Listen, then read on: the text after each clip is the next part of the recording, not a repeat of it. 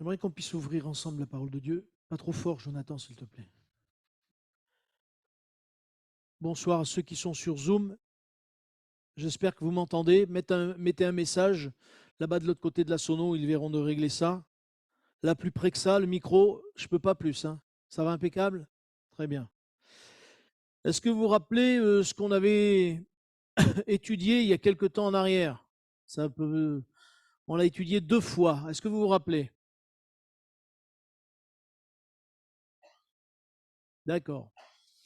En fait, on avait commencé à étudier, si vous vous rappelez bien, l'évangile de Matthieu au chapitre 5. C'était les principes du royaume de Dieu. Est-ce que vous vous rappelez maintenant un petit peu? On avait vu déjà 2 choses et là, on va voir une troisième chose. On remarque que de chaque pays a ses propres règles. Chaque pays a des règles bien définies. C'est pour ça que, par exemple, nous, en Europe, on peut avoir un permis de conduire pour l'Europe, mais vous allez aux États-Unis, il paraît que ce n'est pas le même permis. Et vous ne pouvez pas conduire avec le permis français. Il faut que vous passiez un permis de conduire américain. Bah, il paraît. Alors ça, je suis étonné, moi, parce qu'un permis de conduire, c'est un permis de conduire pour moi. Mais il semblerait que non. Et il semblerait que chaque pays a ses manières de faire, ses manières de penser. Mais ce n'est pas étonnant parce que regardez, nous sommes des familles différentes. Et chaque famille d'entre nous a ses règles de maison, oui ou non. Et oui, chacun règle sa maison selon ses affinités à lui. L'éducation de nos enfants, c'est selon nos affinités à nous, chacun en particulier. Et je crois qu'il nous faut comprendre que les principes du royaume des cieux, celui qui est le Père, qui est notre Père, c'est Dieu. Et s'il nous a donné ces principes, c'est parce qu'il voudrait que nous, ses enfants, nous puissions marcher comme lui, il le veut. Comme nous disions à nos enfants, maintenant tu vas faire ça, tu vas faire l'autre, tu vas faire l'autre. En France, il y a des règles aussi pour la conduite. Quand je pensais à ça tout à l'heure, je pensais à cet homme que j'ai connu, qui était du côté de Bordeaux. Vous savez, il y a des règles dans la conduite. Et lui, il paraît que du côté de Bordeaux, c'est tout plat. Et lui, il conduisait, il avait à peu près 80 ans, je crois, il conduisait avec sa voiture. Et puis, il y avait un stop, et lui, il a grillé le stop. Et il a entendu, venez voir, monsieur. Alors, il s'est arrêté. C'est un chrétien, le policier. Et puis, en plus, il disait, mais en fait, je ne me suis pas arrêté parce qu'on est tellement habitué sur cette route. On voit à des kilomètres qu'il n'y a personne à droite, personne à gauche, mais il y a un stop en plein milieu. On ne sait pas pourquoi. Il dit, moi, je ne m'arrête pas au stop. Pouf, il passe. Et il se fait donc siffler. Et le policier l'arrête, il dit, alors monsieur, vous n'avez pas vu le stop? Il fait comme ça, il commence à rigoler, il dit, non monsieur, c'est vous que j'avais pas vu. Alors, le policier, alors, mais il dit, non mais je ferai attention la prochaine fois. Il dit, bon allez, c'est bon, passez. Et le policier, il était plié en deux parce qu'il savait très bien qu'il avait le grillé de stop, mais il n'y avait aucune voiture ni à droite ni à gauche, tellement on voit loin, quoi. Mais il y a des règles. S'il y a un stop au milieu, il y a des règles quand même. Et dans la maison de Dieu aussi, il y a des règles. Ce que j'ai lu tout à l'heure, ce que j'ai médité, eh bien, ça m'a permis aussi de remettre certaines pendules à l'heure. Parce que vous savez, on s'habitue à être dans la maison de Dieu, on s'habitue à connaître Dieu, mais quand on reprend les textes et qu'on replonge dans les textes, on se rend compte qu'on a besoin régulièrement, mes frères et sœurs, de revenir à des choses basiques, si je puis dire, mais des choses bibliques. Et ça, il ne faut pas qu'on les oublie. Nous vivons dans la maison de Dieu. Et nous devons vivre comme Dieu nous le demande. Nous ne devons pas vivre comme nous le pensons, parce que nous croyons que depuis 40 ans, je suis chrétien, alors je peux vivre. Non, non, non, non, non. Les règles de Dieu, elles ne changent pas. Nous changeons. Nous avons tendance à oublier. Notre mémoire, elle est courte. Mais c'est pour ça que je crois qu'il nous faut vraiment reprendre ces textes et vraiment les méditer et vraiment les digérer, s'il peut dire, dans notre cœur, afin que nous puissions les mettre en pratique. Évangile de Matthieu, s'il vous plaît, au chapitre 5 et verset 21.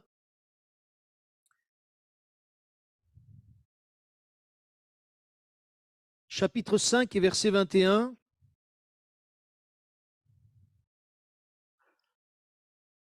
Vous y êtes? Chapitre 5 de l'évangile de Matthieu, verset 21. Il est écrit: Vous avez entendu qu'il a été dit aux anciens, tu ne tueras point. Celui qui tuera est passible de jugement.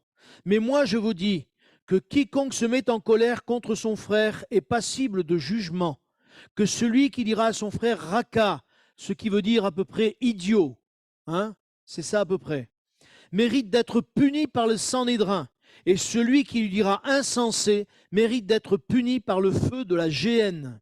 Si donc tu présentes ton offrande à l'autel et que là tu te souviennes que ton frère a quelque chose contre toi, laisse là ton offrande devant l'autel et va d'abord te réconcilier avec ton frère, puis viens présenter ton offrande. Accorde-toi promptement avec ton adversaire pendant que tu es en chemin avec lui, de peur qu'il ne te livre au juge, que le juge ne te livre à l'officier de justice, que tu ne sois mis en prison. Je le dis en vérité, tu ne sortiras pas de là que tu n'aies payé le dernier cadran. Amen. Et ça, c'est le premier point que j'aimerais lever avec vous, s'il vous plaît. Il y en a 3 points, si on a le temps d'y aller jusqu'au bout, mais déjà, celui-là, il est quand même important. Parce qu'on se rend compte que dans ce premier point, c'est comme si Dieu veut nous montrer qu'il veut déjà purifier nos pensées, il veut purifier nos paroles et il veut purifier nos actes. Parce que vous savez, il y a toujours des conséquences à nos actes. Nos actes viennent de ce que nous avons déjà pensé, et nous y reviendrons tout à l'heure si nous avons le temps. Nous avons déjà pensé, nous avons parlé, et après nous avons agi. Et certaines fois, nous avons besoin que ces choses-là, elles soient changées dans nos pensées, dans notre mentalité. Parce que notre mentalité, des fois, elle est restée avec notre vieille nature. Et notre vieille nature, elle nous entraîne où, d'après vous? À la mort. Et elle nous entraîne non seulement à la mort, mais elle nous entraîne loin de Dieu surtout. Et c'est ça qui est le plus grave. Et c'est pour cela que je crois que si Jésus a voulu dire ça, c'est que vraiment nous devons nous remettre en question régulièrement.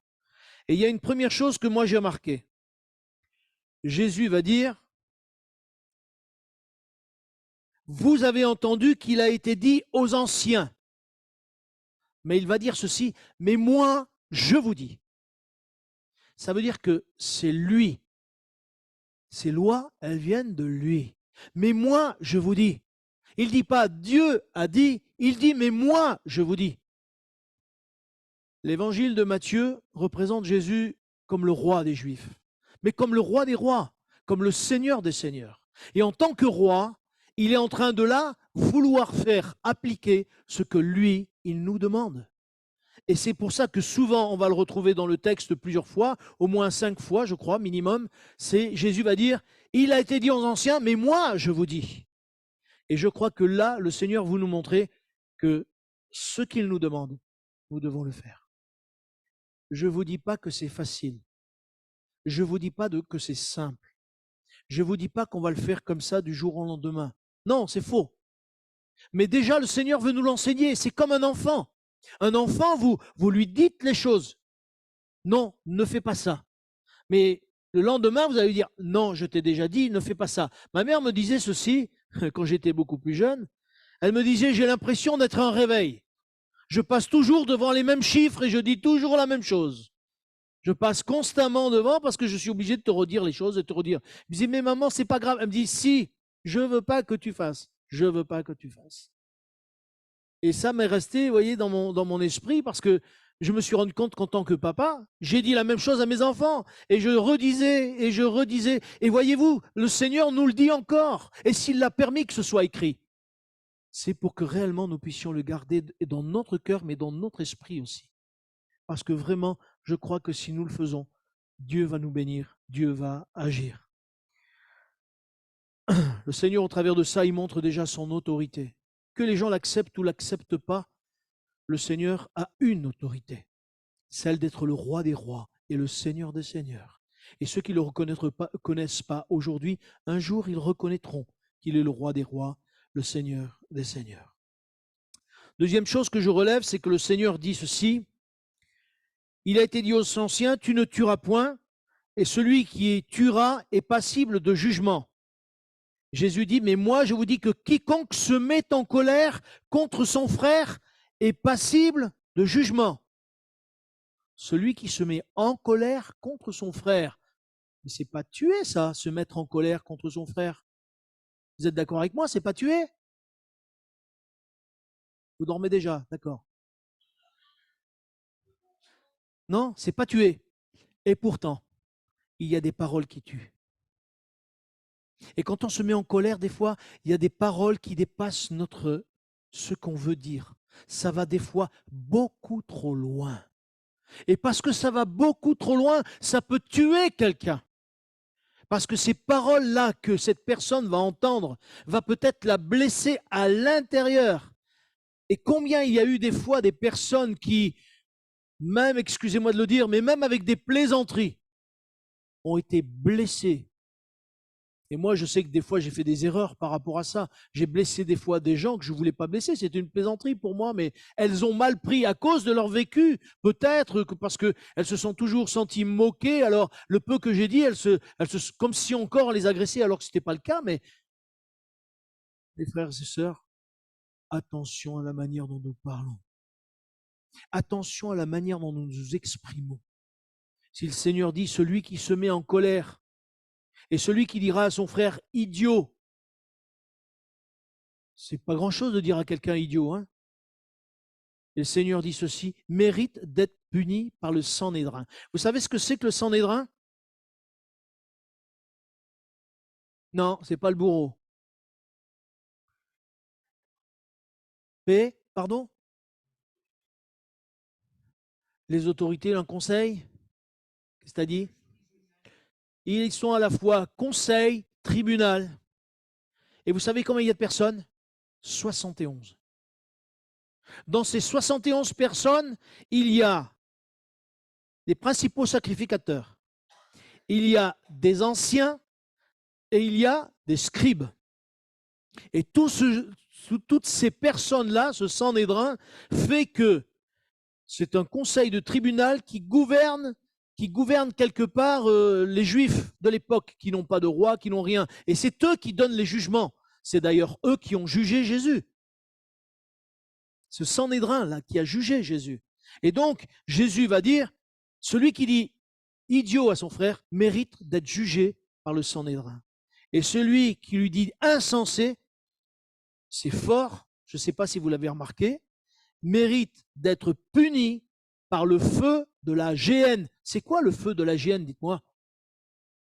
C'est l'enfer. Celui qui dit à son frère insensé, alors, c'est fort parce que le Seigneur Jésus veut qu'on se respecte les uns les autres.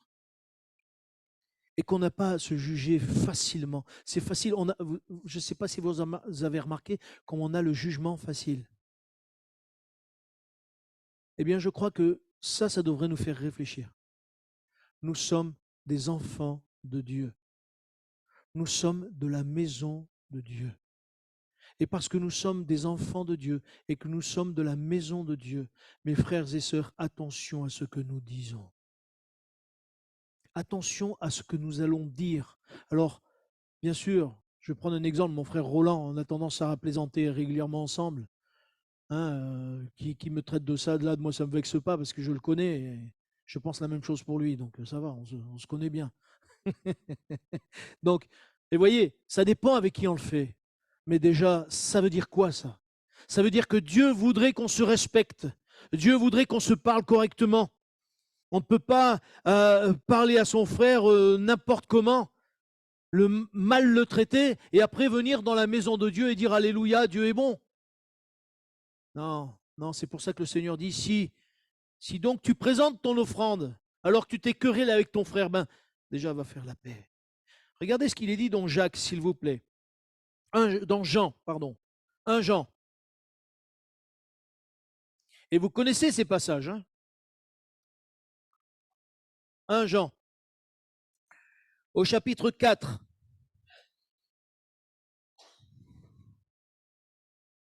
Et au verset 14.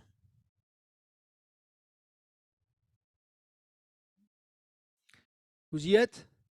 1 Jean, chapitre 4, verset 14, il est écrit: nous savons que nous sommes passés de la mort à la vie. C'est pas rien de passer de la mort à la vie, hein. J'aimerais que nous puissions réfléchir à ça. Nous sommes passés de la mort à la vie parce que nous aimons les frères. Celui qui n'aime pas demeure dans la mort. Celui qui n'aime pas son frère, il demeure, vous vous rendez compte, il demeure dans la mort. Quiconque est son frère est un meurtrier. Waouh! C'est fort ce que le Seigneur nous dit au travers de l'apôtre Jean. Et vous savez qu'aucun meurtrier n'a la vie éternelle demeurant en lui. Nous avons connu l'amour en ce qu'il a donné sa vie pour nous. Nous aussi, nous devons donner notre vie pour les frères. Est-ce que nous sommes capables de donner notre vie pour des frères?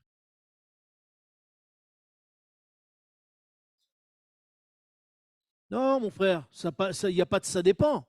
Est-ce qu'on est capable ou non de donner sa vie pour son frère, pour sa sœur? C'est pas, ça dépend. Si le frère il est gentil avec moi, je donne ma vie. S'il n'est pas gentil, je donne pas ma vie. Ah. Non, je parle de frères et sœurs. Non, non, mais m'embrouille pas, Albert. C'est des frères et sœurs. Je parle des frères et sœurs. Albert, c'est des frères et sœurs. C'est pas. On parle de frères et sœurs. Pas pareil, Albert. De quoi? Mais ma sœur, alors je vais pousser la chose plus loin. Je vais pousser la chose plus loin. Est-ce que Jésus, est-ce qu'on avait à faire de Jésus alors qu'il est mort pour nous?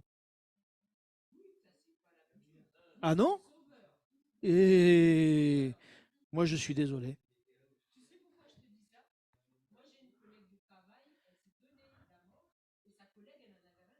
Non, mais c'est pas pareil, ça, elle sait donner la mort, c'est pas pareil.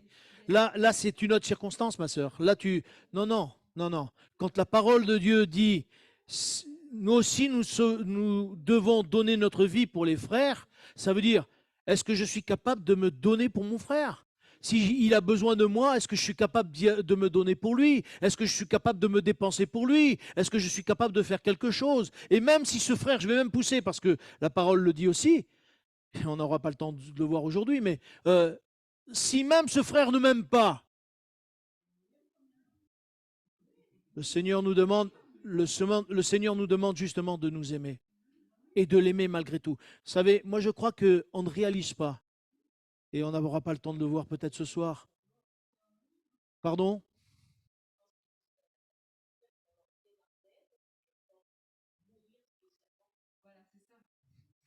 Eh ben, moi je crois que, voyez-vous, c'est là qu'on se trompe. Parce que je crois qu'on minimise les choses par rapport à ce que Dieu dit. Et moi je crois que savoir donner sa vie pour son frère, c'est savoir se donner à son frère. Quand il est dit, et si tu devais donner ta vie pour ton frère ou ta sœur, est-ce que tu ne le ferais pas? Eh ben, je crois qu'il faut réfléchir. Parce que ça veut dire qu'il y a des choses il y a des choses qu'on va minimiser, qu'on va dire non, non, je comprends que ça bouscule. Je comprends que ça bouscule. Mais est-ce que l'apôtre Pierre n'a pas donné sa vie? Est-ce que les apôtres, ils sont pas tous morts justement dans le Seigneur, à part l'apôtre Jean, qui lui n'est pas mort, mais les autres ils ont tous. Pourquoi ils sont morts les autres, dites-moi? Parce qu'ils ont prêché l'évangile, parce qu'ils ont voulu sauver des âmes. Ils sont morts pour des frères. Et ils ont donné leur vie. Comment?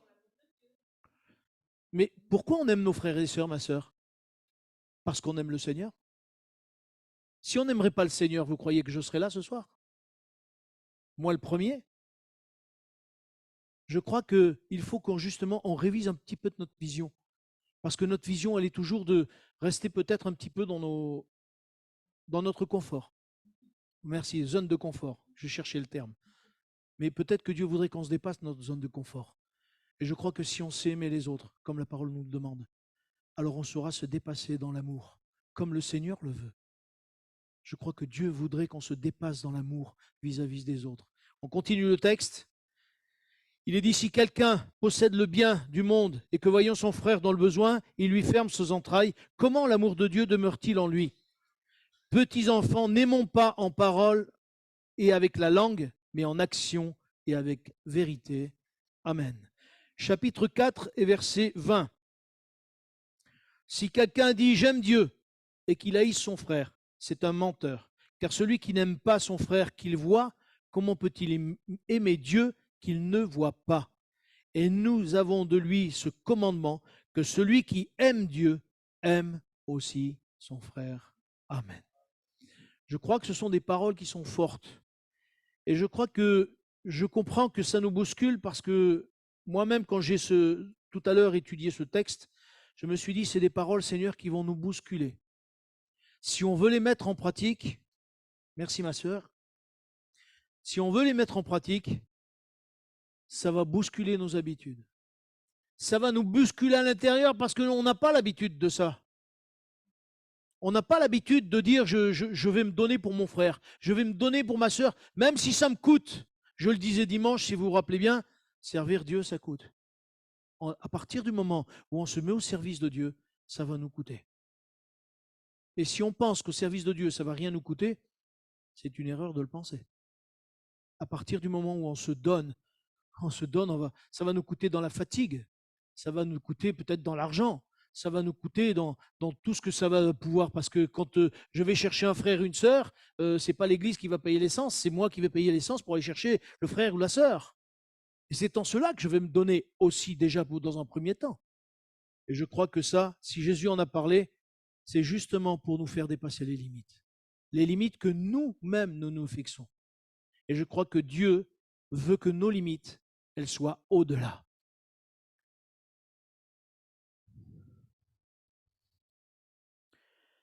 Je parlais de tout à l'heure d'apporter une offrande au Seigneur quand on veut le louer, on veut l'adorer. Et le Seigneur dit, réconcilie-toi d'abord avec ton frère. Et je crois que, voyez-vous, ça aussi c'est difficile. Parce que je crois que des fois on a fait des cultes, et les uns et les autres. Et on n'était pas forcément réconcilié avec quelqu'un avec qui on devait se réconcilier. Et ça aussi, voyez-vous, c'est quelquefois difficile dans notre esprit de l'accepter. Et je crois que ça nous dépasse, ça nous bouscule à l'intérieur. Les frères et sœurs, sachons revenir à la parole de Dieu. Et Dieu nous bénira, ça j'en suis persuadé. On continue à lire au verset 27, s'il vous plaît. Jésus dit ceci, « Vous avez appris qu'il a été dit, tu ne commettras point d'adultère. Mais moi je vous dis que quiconque regarde une femme pour la convoiter a déjà commis un adultère avec elle dans son cœur. Si ton œil droit est pour toi une occasion de chute, arrache-le et jette-le loin de toi, car il est avantageux pour toi qu'un seul de tes membres périsse et que ton corps entier ne soit point jeté dans la géhenne. Et si ta main droite est pour toi une occasion de chute, coupe-la et jette-la loin de toi, car il est avantageux pour toi qu'un seul de tes membres périsse et que ton corps entier n'aille pas dans la géhenne. Il a été dit que celui qui répudie sa femme lui donne une lettre de divorce. Et moi je vous dis que celui qui répudie sa femme, sauf pour cause d'infidélité, l'expose à devenir adultère, et que celui qui épouse une femme répudiée commet un adultère. Amen. Là encore, voilà un texte qui bouscule.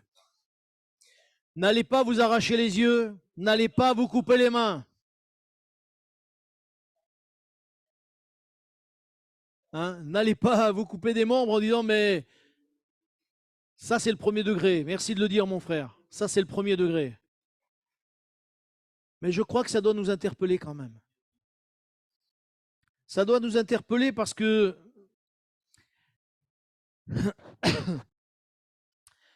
parce qu'en fait, le Seigneur parle de quoi là? Il parle de la convoitise. Il parle de l'adultère et il parle du divorce. Et moi je crois, ce que je retiens, c'est que la convoitise entraîne de mauvaises choses. Et il faut que nous puissions faire attention à notre cœur, de ne pas convoiter des choses comme le monde convoite. J'ai entendu des fois des émissions où il y a les voisins, vous savez, les gens, ils se battent, de voisinage, des guerres de voisinage, et les gens, ils s'insultent, parce que l'un, il a une voiture, l'autre, il n'a pas la voiture, l'autre, il a ceci, et l'autre, il ne peut pas se la payer, et il accuse l'autre, et ça crée des soucis, des problèmes. Mais voyez-vous, la convoitise, elle peut être pour notre vie quelque chose qui peut être grave et qui peut-être va détruire notre cœur, parce que ça peut nous entraîner à tout et n'importe quoi. Mes frères et sœurs, je reviens à ce que je disais tout à l'heure. Ça passe par nos pensées, par notre bouche et par nos actes. Et en fonction de comment nous allons gérer ça, eh bien, nous pouvons être entraînés en n'importe quoi. Le Seigneur va loin parce qu'il dit, celui qui regarde une femme déjà a commis un adultère. Et il me vient à l'esprit, Job disait ceci, je ne sais pas si vous vous rappelez Job. Exact. J'ai fait un pacte avec mes yeux pour ne pas regarder la femme. Vous savez qu'il y a des Juifs qui passent toute leur vie les têtes baissées pour ne pas regarder les femmes, pour ne pas pécher contre Dieu.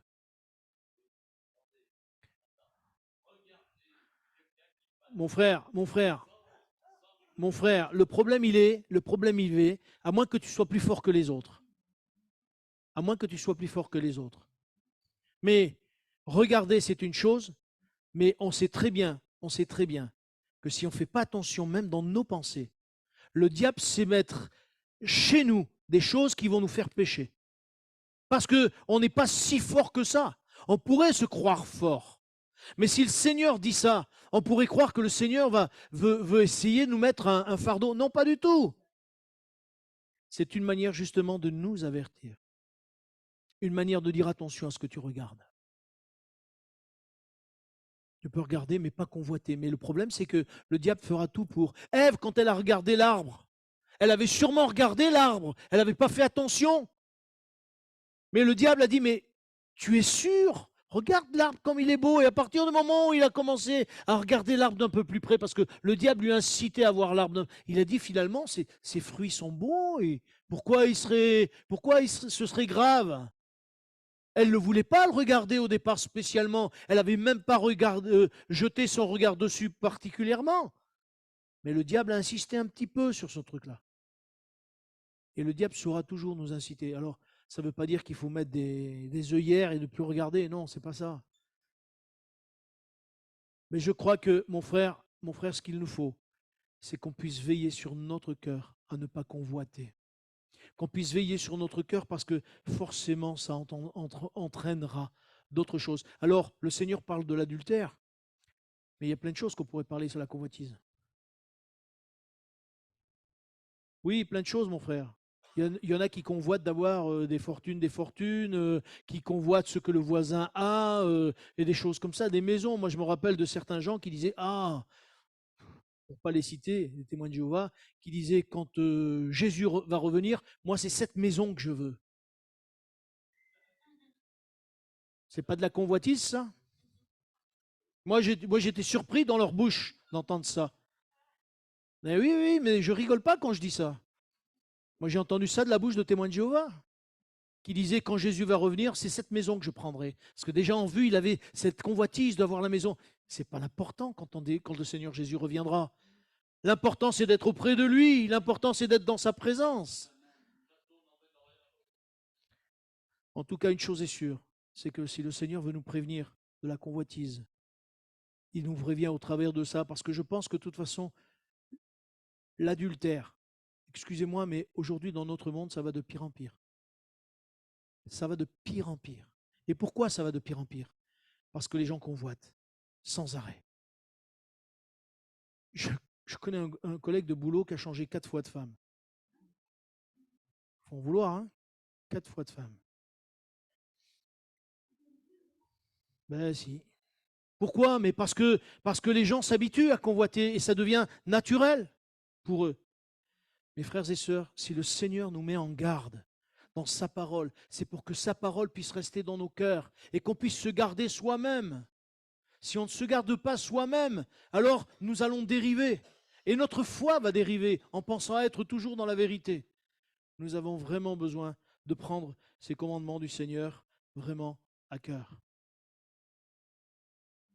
Quand le Seigneur parle aussi d'infidélité, qu'il parle d'adultère, moi j'ai toujours été étonné. Déjà la première fois, ça m'a surpris quand j'ai entendu dire que des chrétiens divorçaient. J'ai été surpris que des chrétiens divorçaient. J'ai été tout surpris parce que je croyais que les gens, quand ils se... devant le Seigneur en plus, c'était devant le Seigneur. Et il est facile d'être détourné. Mais il est important que nous puissions vraiment dire, Seigneur, aide-moi à rester fidèle à mon engagement. Dans Ésaïe 26,3, si ma mémoire est bonne, il est dit, à celui qui est ferme dans ses sentiments, tu assures la paix parce qu'il se confie en toi.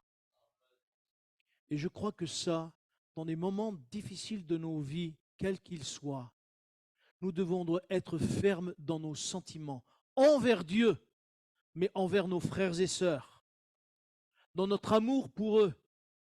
Nous devrons être fermes dans ce que le Seigneur nous demande. À celui qui est ferme dans ses sentiments, tu assures la paix. Eh bien, c'est ce que le Seigneur nous demande, d'être ferme dans nos sentiments vis-à-vis de nos frères et sœurs aussi. J'avais plein de choses à vous dire encore, mais je vois que l'heure tourne. Parce que j'avais aussi sur le parjure et la vengeance. Vous savez ce que c'est que le parjure? Oui, un faux témoignage. C'est une violation aussi d'un engagement qu'on a pris. C'est ça un parjure. C'est-à-dire on s'est engagé par quelque chose et on revient en arrière. C'est ça un parjure. C'est une violation d'un serment. On a fait un serment et on revient en arrière. Par exemple, je vais dire, ben Albert, voilà, fut un temps les gens disaient ça. Je te jure sur ma vie. Et Jésus dit quoi? Qu'est-ce qu'il dit Jésus? Tu ne, tu ne te parjureras pas, tu ne peux pas compter les cheveux de ta tête. Il y en a qui disaient, je te jure sur la tête de ma mère, la tête de ma mère. Ben heureusement que les mères, elles ne sont pas mortes parce que tous ceux qui ont dit ça, leur mère, elle serait morte largement avec tous les mensonges qu'ils ont dit. Pourquoi? Parce que les gens s'engagent dans des choses qu'ils ne devraient pas s'engager. Et c'est ce que le Seigneur dit dans le reste du texte. C'est pour ça que Dieu dit, Jésus dit, que ton oui soit oui, que ton non soit non. Et non pas, je te jure, on va faire ça, je te promets. Sur ma vie, heureusement que sur ma vie, les gars, ils seraient déjà passés de l'autre côté. Mes frères et sœurs, là aussi, c'est quelque chose, nous devons être clairs. Quand on dit oui, c'est oui. Quand on dit non, c'est non. Mais on ne s'engage pas. Et justement, le Seigneur Jésus parle, on n'a pas le temps de lire le texte, mais vous le direz, du verset 33 au verset 42, vous le direz, et le Seigneur dit, il y en a qui se sont engagés avec Dieu, mais ils n'ont pas pu tenir. Il y a des serments que vaut mieux se taire que de s'engager. Si vous vous rappelez bien, le frère Alébé avait parlé une fois d'un homme dans l'Ancien Testament qui s'était engagé. Il avait dit, si Dieu me bénit, le premier qui viendra de ma maison, je lui donnerai à Dieu. Et c'est sa fille qui est arrivée. Et c'était sa fille unique. Et il a fallu qu'il donne sa fille à Dieu. Et son cœur a été déchiré. Parce qu'il s'était engagé par serment. Mes frères et sœurs, attention à ce que l'on dit. Attention à ce que l'on dit. Je crois que si le Seigneur nous enseigne toutes ces choses, ce n'est pas pour nous bousculer. C'est pour que nous puissions, parce que nous faisons partie de sa maison, nous avons un témoignage à donner. Ce monde, il n'a aucune règle. Et de moins en moins, les règles sont respectées. Mais nous, si nous respectons les règles du Seigneur, alors le Seigneur nous bénira. Regardez au verset 48, et je m'arrêterai là pour ce soir, parce que le Seigneur va parler aussi d'aimer ses ennemis, alors là, je ne vous dis pas la tartine aussi. Au verset 48, Jésus va dire, « Soyez donc parfaits comme votre Père céleste est parfait. » je sais ce que vous pourriez me dire. La barre, elle est trop haute pour nous. On ne peut pas être parfait. Tant qu'on sera sur la terre, on ne pourra pas être parfait. C'est vrai.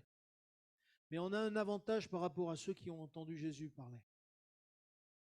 C'est que nous avons tous les textes qui nous rappellent que Jésus s'est donné afin que nous soyons parfaits. Jésus s'est donné afin que ce que nous ne pouvons pas faire, le Saint-Esprit le fasse en nous. Encore faut-il crier à Dieu en disant, Seigneur, voilà, ta parole me dit ça, mais moi je ne peux pas l'accomplir. Secours-moi, aide-moi. Mes frères et sœurs, quand on relit ces textes, et je vous invite à les relire et à y méditer dessus, lorsque j'ai lu tout à l'heure ces textes, je me suis senti bien démuni. J'ai dit, Seigneur, mais je suis à côté de la plaque, parce que moi je peux pas accomplir ça. Et le Seigneur a mis dans mon cœur que ce n'est pas moi qui dois le faire. C'est le Saint-Esprit en moi. Et c'est dans la mesure où nous allons laisser faire Dieu dans nos vies, où Jésus va avoir de plus en plus de place dans nos cœurs. C'est pour ça qu'il est écrit, il faut qu'il croisse et que je diminue. Et c'est dans cette mesure-là où, comme Jean-Baptiste, nous allons dire, il faut que tu croisses, Seigneur, et que je diminue. C'est quand Jésus va croître dans notre cœur, dans notre vie, que réellement nous allons pouvoir accomplir ces textes que nous ne pouvons pas aujourd'hui. Lorsqu'on les lit, on se trouve bien démunis par rapport à ça. Mais si le Seigneur croisse en nous, alors ce qui aujourd'hui nous bouscule, ce qui aujourd'hui nous, j'allais dire, excusez-moi, mais ça nous révolte un petit peu des fois, parce que notre nature est là. Mais nous le verrons s'accomplir en nous si nous laissons la place de Jésus, où il doit régner sur nos cœurs. Vous savez ce que ça veut dire, régner sur nos cœurs? Est-ce que nous réalisons que Jésus doit régner sur nos cœurs? C'est pas rien que Jésus règne sur nos cœurs. Mais si nous voulons voir la parole de Dieu s'accomplir dans nos vies, si nous voulons être, comme Jésus a dit, que nous soyons parfaits comme notre Père Céleste est parfait, alors même si la barre nous paraît haute, le Seigneur veut l'accomplir pour chacun d'entre nous. Est-ce que ça, vous le croyez? Si vous le croyez, et si vous réclamez au Seigneur, Seigneur, tu as écrit, moi je ne peux pas, mais fais-le pour moi. Je vous rappellerai simplement ce que j'ai vécu, que je vous ai raconté. Quand le Seigneur m'a dit de pardonner à mes responsables, et moi j'ai dit, je ne peux pas, Seigneur, je ne peux pas leur pardonner. Et j'ai dit, si toi tu ne le fais pas en moi, je ne pourrai pas le faire. Et au moment où je m'attendais le moins, c'est le Seigneur qui l'a fait en moi. Et j'ai pu leur dire, aujourd'hui je vous pardonne, j'efface tout. Et moi-même j'en ai été surpris de cette réponse parce que je ne m'attendais pas du tout à ce que ça sorte de ma bouche. Mais parce que c'est sorti de ma bouche, j'ai compris que Dieu voulait me donner la force de le faire. Ma sœur, mon frère, ce que tu crois que tu ne peux pas faire, Dieu veut te donner ce soir la force de le faire. À condition que tu dises, Seigneur, je veux le faire. Même si ça m'est dur, mais je veux le faire parce que je t'aime. Alors le Seigneur l'accomplira. On peut prier, s'il vous plaît? Tu es notre Père et Seigneur, comme je le disais d'autres fois, la grâce est beaucoup plus difficile que la loi. Mais une chose est sûre, c'est que tu ne nous as pas laissés orphelins. Une chose est sûre, c'est que tu nous as donné, Seigneur, ton esprit, afin que réellement, Seigneur, nous puissions être forts et plus que vainqueurs. Seigneur, merci. Merci pour ce cher Saint-Esprit que tu nous as donné.